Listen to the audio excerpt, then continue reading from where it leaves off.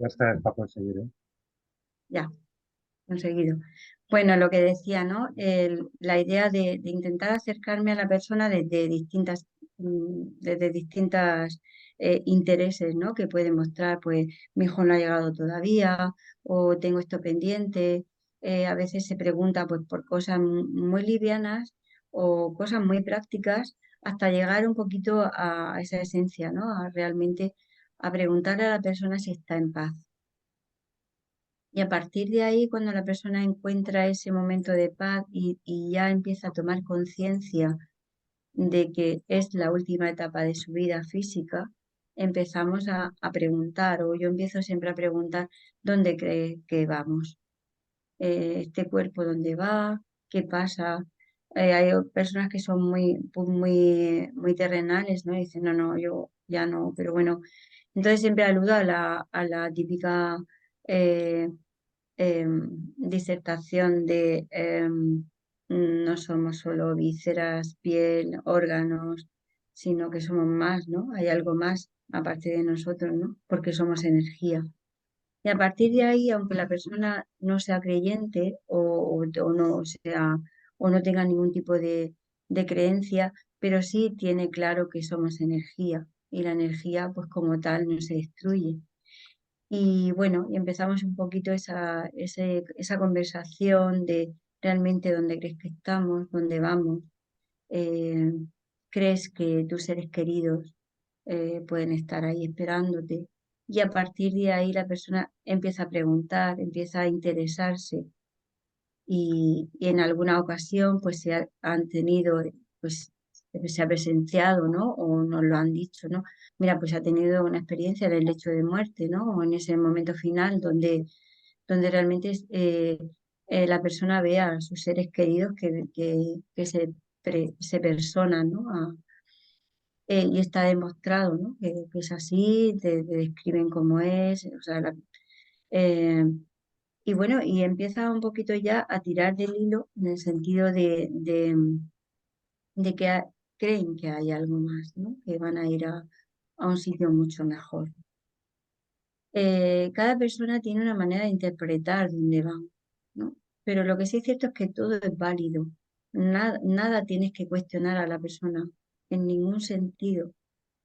Entonces, yo pienso que la labor más importante y para mí más bonita es el acompañar en ese proceso. El acompañar, en aceptar la vida como ha sido, en aceptar los errores, quitar las culpas, poder perdonar, despedirse. Y ya, pues también esa parte del legado, ¿no? Porque el tema de las herencias y todo eso a veces también surgen, pero llega un momento que la persona ya se va desconectando de la parte más física y terrenal y va conectando más con esa parte, digamos, como más espiritual, ¿no? ¿Qué quieres dejar a tus hijos? Tu forma de ser, tu forma de trabajar, tu forma de ver la vida, tus valores. Y ahí es donde entramos ya en esa parte, digamos, como más espiritual, ¿no? ¿Qué le dejas a tus hijos? Tu forma de relacionarte, cómo ha sido tu familia. Y ahí es donde la persona ya se entrega. Hay momentos en que en ese proceso la persona físicamente ya no soporta más la enfermedad y se marcha antes de llegar ese momento. Pero con otras personas he tenido la gran fortuna de poder acompañar hasta ese último momento.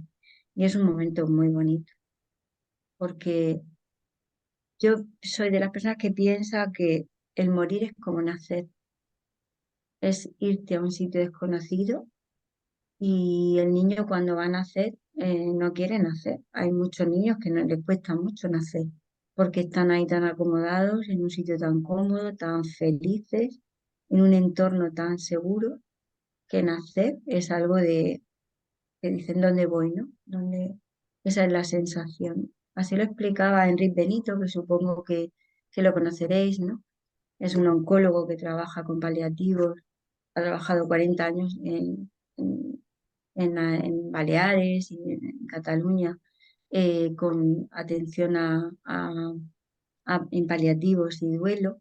Y él lo explicaba siempre así y me parece una metáfora muy bonita, es decir, el morir es como nacer porque no sabemos dónde vamos. pero no por ello tiene que ser algo negativo.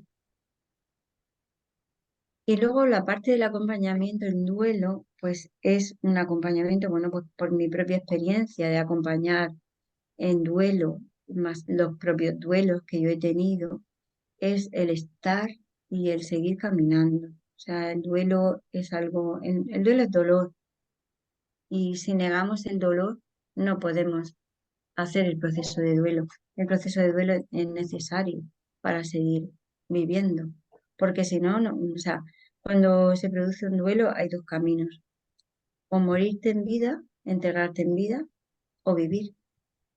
Y hay muchas personas en duelo que se quedan en estar muertos en vida, vegetan, ¿no? Simplemente están, les gustaría irse con sus seres queridos y viven pues porque tienen que vivir, ¿no? Hasta que se dan cuenta o no de que eso no es vivir. Por otro lado, está la persona que una vez pasada el proceso de duelo, decide vivir y decide que toda la vida que no ha podido compartir con su ser querido tiene que aprovecharla, toda la vida propia la tiene que aprovechar y tiene que aprender de esa pérdida. El acompañamiento en duelo, pues fundamentalmente para mí es un respetar todos los momentos de la persona, desde los pequeños logros hasta los momentos más oscuros, como momentos muy de dolor, con mucho respeto, siendo muy humilde, sin estar por encima de, y simplemente es que vaya asimilando que tiene que empezar a vivir sin esa persona. Y eso no quiere decir aceptación, porque en las fases del duelo, la última fase en todas las teorías que hay de los procesos de duelo, siempre se termina en la última que siempre se dice, bueno, la última fase es la aceptación de la muerte del ser querido. Yo no estoy de acuerdo completamente con esa fase, porque creo que nunca se termina de aceptar que el ser querido se ha ido, nunca, porque eso es como cuando te cortan un brazo. Una parte de ti se ha ido y esa parte de ti ya no va a estar nunca contigo. Por tanto, toda tu vida se tiene que recolocar alrededor de esa falta, ¿no? De lo que nos falta. Aceptar y volver a vivir como antes, imposible, porque ya hay algo que no está.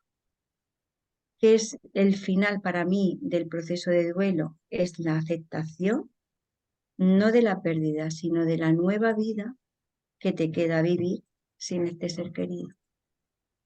Y cuando se explica así, la gente lo entiende mucho más que cuando le pones como meta lo último es la aceptación. Porque hay muchas personas que se resisten a aceptar porque no es tan fácil aceptar esa pérdida. Entonces yo siempre lo planteo de que un pasito más, un día más, vamos a dar un pasito más, vamos a ver qué es lo que hacemos. Evidentemente dentro del duelo hay unas tareas, ¿no?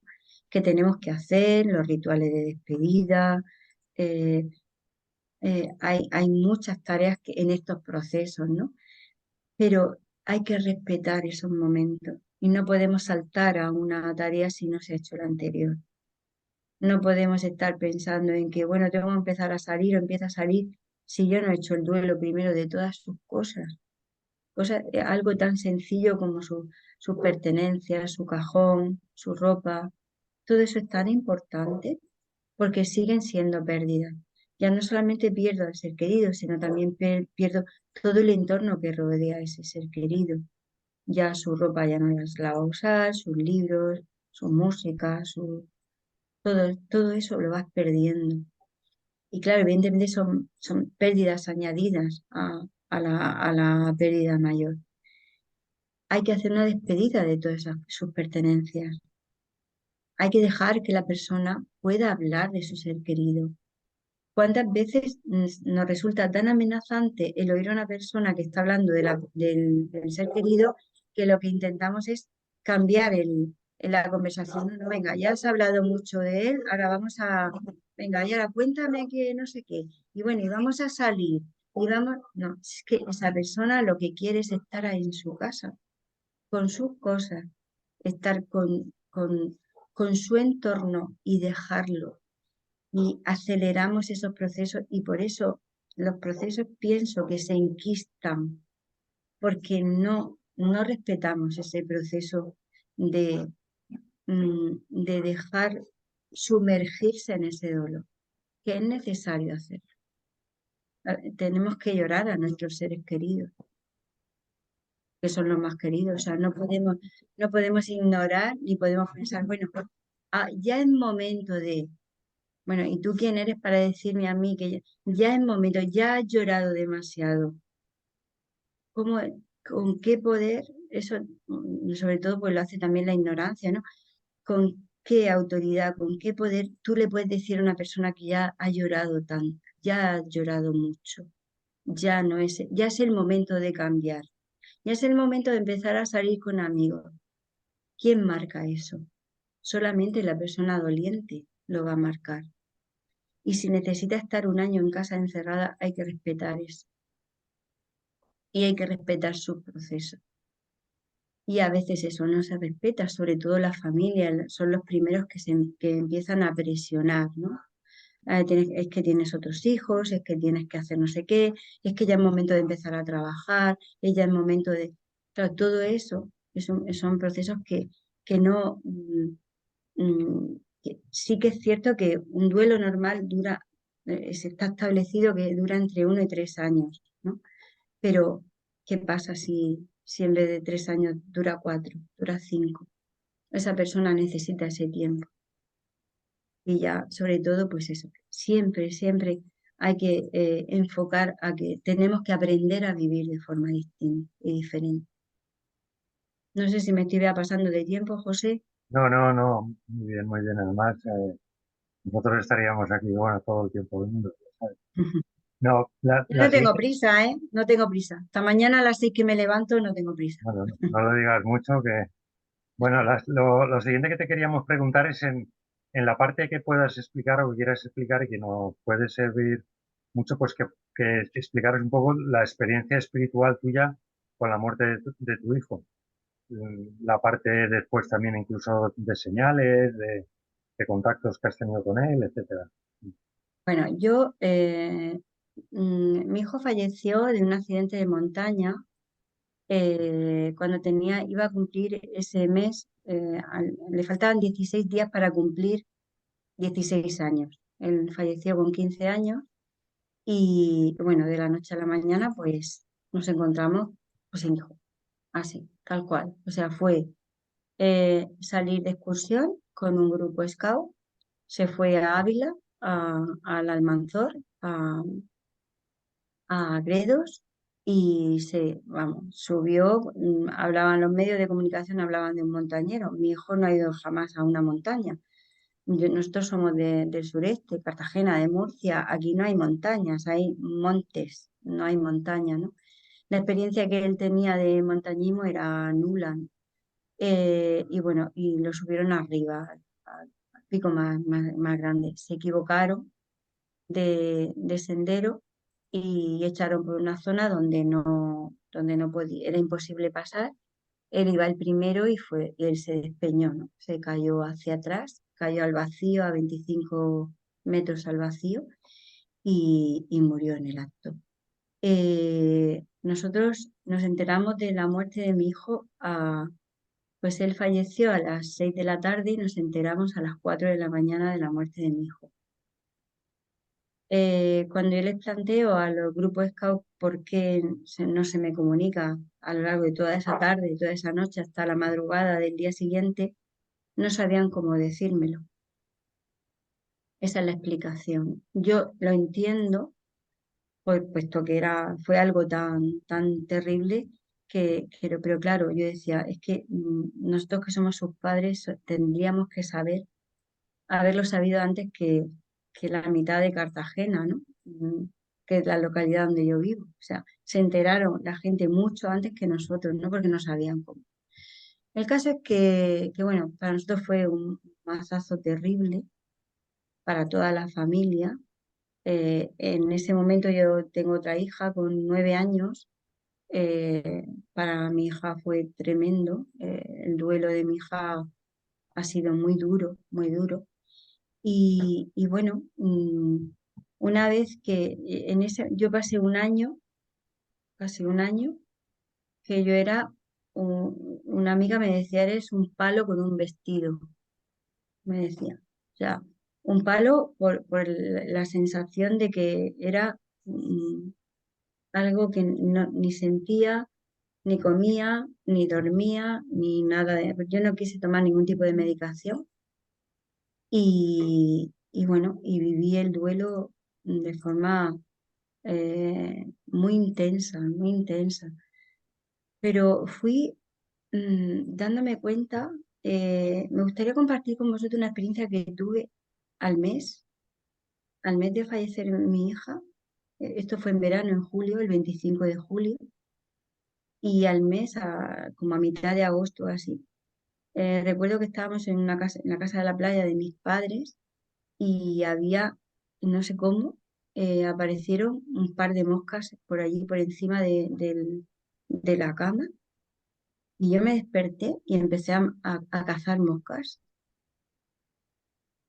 Y me di cuenta de que me faltaba esto para pasarme a la otra, a, a rayar la locura.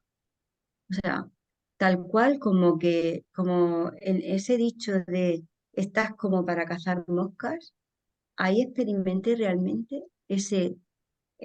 hasta que llegó un momento en que dije, céntrate porque te vas a volver loca. Ese fue mi fondo, ahí toqué fondo en ese momento. Hasta que ya dije, no puedo seguir así. Tengo una hija. Yo me iba todos los días a bañarme con mi hija al mar, con los vecinos, con los amigos de mi hija, con los niños, jugaba en la arena con ella. Y yo jugaba en la arena y eran lágrimas, lágrimas, lágrimas. Hasta que ya llegó un momento en que ya dije, no puede ser, no puede ser. Sí que es cierto que cuando mi hijo, por lo que tú decías, José María de las señales, cuando mi hijo falleció, yo pregunté a qué hora había fallecido. En ese momento yo estaba con mi niña paseando en bicicleta y en ese momento vi la cara de mi hijo, me sonrió y se despidió de mí.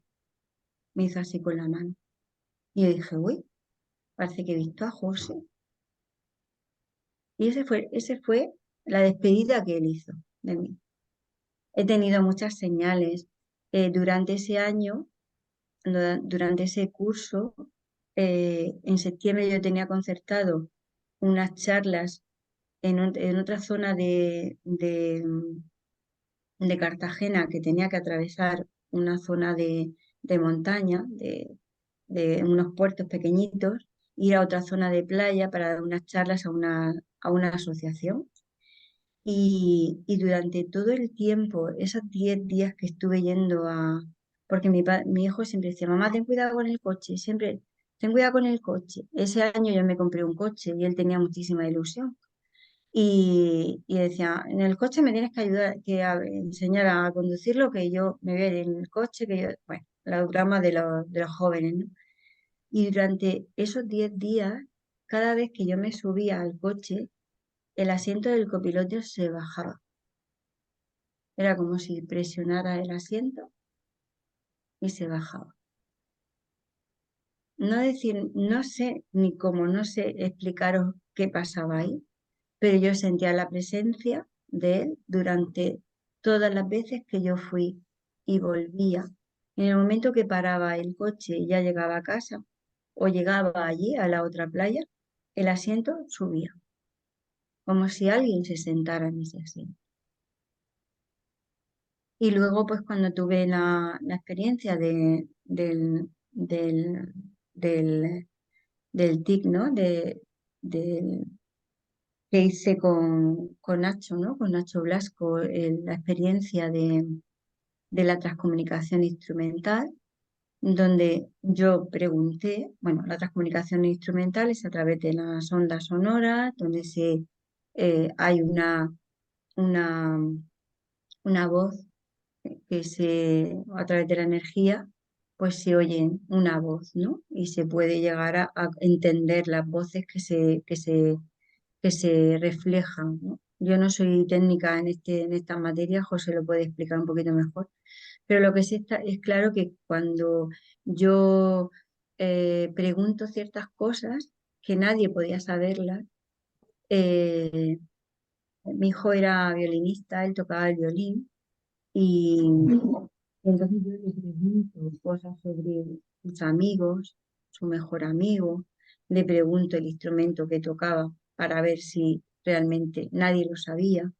Y hay un dato que sí que me da ciertamente o sea, me da la certeza de que era mi hijo. Le pregunto, ¿qué le va a pasar a Jaime? Jaime es su primo y en ese momento eh, la mujer de Jaime, porque ya habían pasado bastantes años, mi hijo murió en el 2004, eh, cuando en ese momento la mujer de Jaime está embarazada. Y la respuesta de mi hijo es, eh, Jaime va a ser papá. Eso es lo que me contestó, ¿no? Y ahí ya dije, ya no tengo duda de que realmente sabe. O sea, y eso también me daba muchas pistas de que realmente mi hijo seguía. La presencia de mi hijo sigue estando, sigue estando. Yo sigo notando la presencia de mi hijo. Eh, Explicación científica, pues bueno, pues sí que la transcomunicación instrumental se ha demostrado científicamente y se han hecho muchos experimentos y, bueno, los testimonios dicen que realmente es con la persona que estás, pero fundamentalmente por las respuestas, ¿no?, que se obtienen. Eh, no sé hasta qué punto esto es creíble o no. Pero lo que sí es cierto es que a mí eso me ha dado mucha tranquilidad, me ha dado mucha paz y sobre todo lo que me ha dado es la idea de entender que todo tiene un principio y un fin. Y también me ha hecho entender que mi hijo vino a vivir conmigo esos casi 16 años y que cuando era su momento se tenía que marchar. Y cuando uno llega a esa conclusión, porque nadie somos eternos y el vivir de espaldas, eso sería otra charla, ¿no? Otro encuentro, ¿no? El vivir de espaldas a la muerte es ese gran error que tenemos los seres humanos, que nos creemos que podemos con todo y que todo va a ser eterno y que trabajamos como si nos faltara 7 vidas para poder hacer todo lo que queremos hacer, ¿no? Cuando nos damos cuenta de de ese final, ¿no? De que todo tiene un principio y un fin y que todos tenemos fecha, a mí me hizo un clic mi mente, me hizo entender que mi hijo había venido a hacer una labor en su familia, entre sus amigos, entre su entorno, entre sus colectivos y que ya había hecho lo que tenía que hacer. Y mi hijo se marchó. No es fácil entender esto, ni adaptarse a vivir sin una persona tan querida, ¿no? Pues sabéis que la muerte más dura es cuando son accidentes de chicos jóvenes, chicos y chicas jóvenes, en su etapa de su esplendor, ¿no? De su niñez o de su juventud. Son las muertes más que cuestan más trabajo, ¿no?, superar o acostumbrarnos a vivir sin estas personas, ¿no? Eh, Luego, pues, a raíz de esto, eh, hay un proceso legal y judicial, pues porque mi hijo no era un montañero y él subió solo, no, el monitor no los acompañó. Hay un proceso legal en el que mi marido se enzarza, yo me hubiera dado igual, él dijo, yo voy a tirar para adelante con esto, y dije, pues aquí estoy para apoyarte, ¿no? Cuando termina ese proceso legal, que hubo un juicio muy doloroso, unos momentos fueron muy dolorosos, muy duros dentro dentro del proceso de duelo. A los 2 años justos terminó el duelo y mi marido empieza con diarreas, problemas de estómago. Terminó el 12 de septiembre de 2006 y en noviembre de ese año le detectan un cáncer de páncreas. Bueno, pues como yo ya tenía experiencia de trabajar con personas con enfermas, claro, los cánceres de páncreas son mortales y muy poquito tiempo. Pues empezamos con ese proceso, ¿no? Y ahí es donde yo empiezo a tener experiencia realmente de acompañar en paliativos. O sea, yo empecé, como suele decir vulgarmente, la casa por la ventana. Yo empecé con la práctica en casa de acompañar a un enfermo. Mi marido murió en casa porque él no quería irse al hospital y con todo lo que conlleva los cuidados paliativos en casa. Y su proceso de enfermedad duró 4 años. O sea, el oncólogo que lo llevó me dijo, mira, quiero sacar un artículo del cáncer de tu marido porque es que está superando todas las estadísticas. Entonces, él no quería morir y por eso hay muchas personas que no aceptan, ¿no? Era lo que decía antes. Hay personas que entran en esa fase de aceptación y tienen una buena calidad de muerte y hay personas que no aceptan porque su frase era no os puedo dejar solas, no te puedo dejar con la hipoteca. Hacía 2 años que nos habíamos metido en una hipoteca. Son cosas muy terrenales, pero él decía, pero ¿cómo no me puedo morir?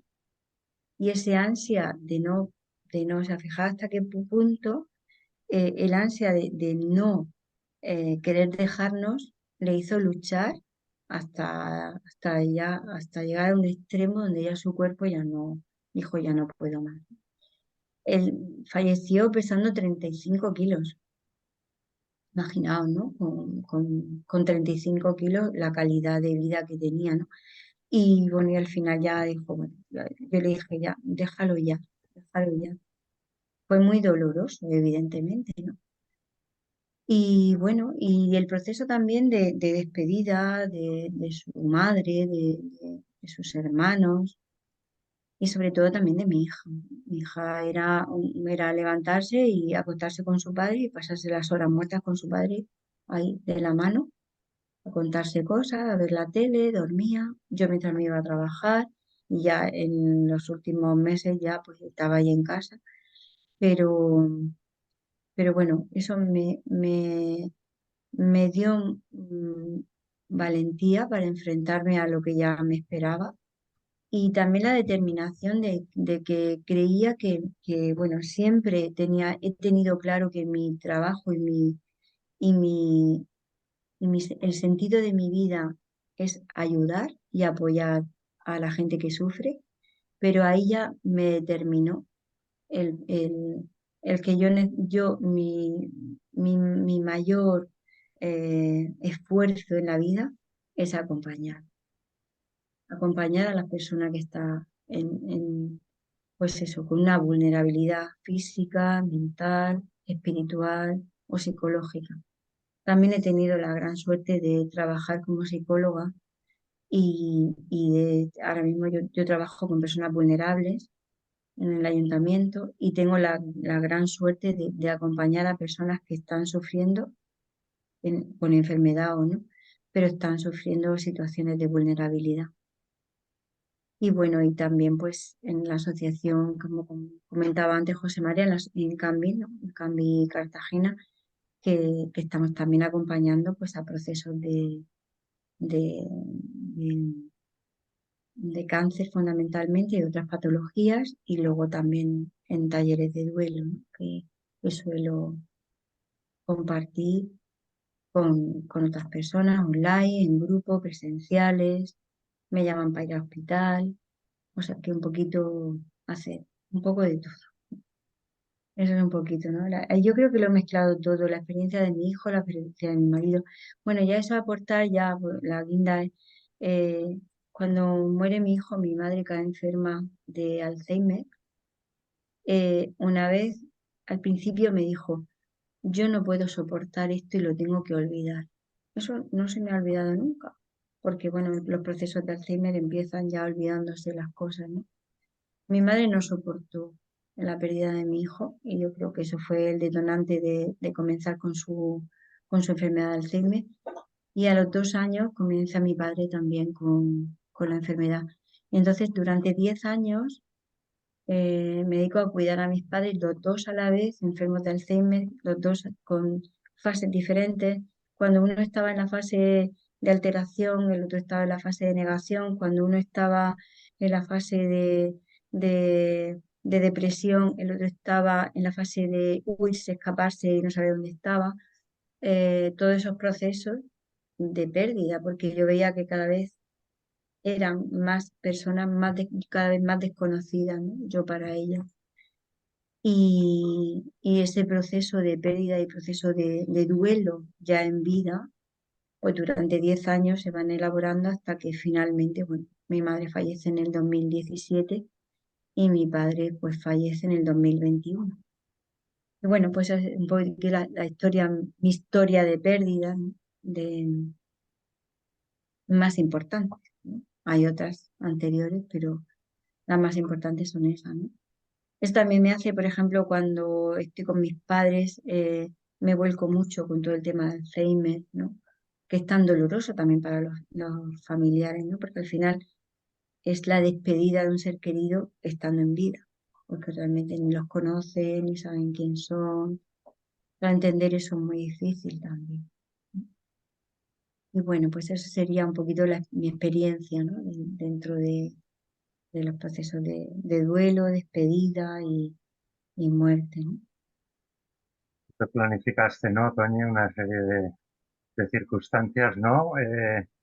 Que luego, bueno, claro, te predispusieron y te permitieron y te ayudaron a la labor que haces ahora, ¿no? Es decir, tú ya te Sí, programaste, ¿no? Todas esas situaciones tan yo creo duras, que eso que ya parece, ¿no? venía Solo parece, sí. ¿eh? Yo pienso que eso ya, yo creo que ya viene un poquito programado, ¿no? Desde el otro lado, ¿no?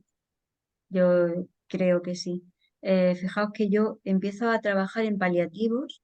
Cuando yo me pongo en contacto con paliativos para que atendieran a mi marido, él niega esa ayuda. Y dije, bueno, pues para mi hija tampoco quiere ir, y digo, bueno, pues iré yo. Y le dije, soy psicóloga, tengo esta circunstancia, no sé si lo estoy haciendo realmente como creo que tengo que hacerlo y no sé cómo, sí, bueno, pues tal, concierto una cita, ya mi marido empeora, no puede ir a esa cita y la persona que venía de Barcelona al mes o así me cita a mí, me dice, quiero conocerte, porque tú hablas por teléfono, quiero conocerte, quiero hablar contigo y nos citamos en Murcia. Y yo dije, bueno, pues querrá pues, ver un poco cómo llevo el duelo, cómo va esto.